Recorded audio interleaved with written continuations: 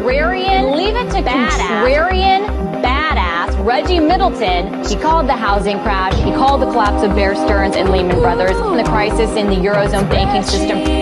Reggie Middleton.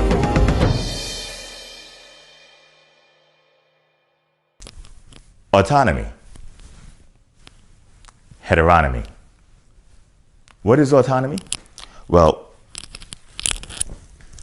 from an economic perspective, autonomy is the ability to act on one's own without following the instructions or acting at the behest of a third party or authoritative figure.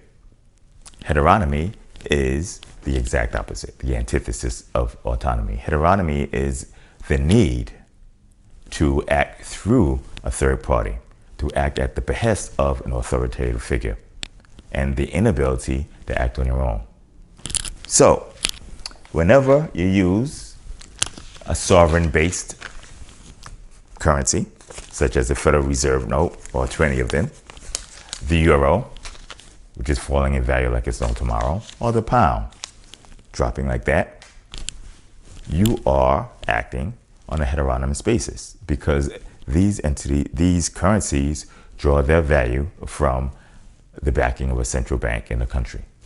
Now, many say that Bitcoin cannot have any true intrinsic value because it is not backed by anything. Absolutely wrong. It is backed by math. It is backed by certainty of transaction and is backed by immutability.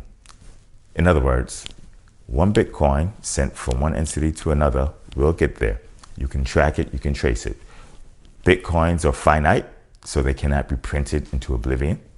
So you cannot affect synthetic inflation. Bitcoins are programmable. Bitcoins are transparent. These were all the antithesis of the Federal Reserve note, the pound, the euro, the yen, and everything else that is backed by a sovereign entity and a central bank. Never, ever, ever believe something does not have value because it does not act like the status quo. Bit of advice.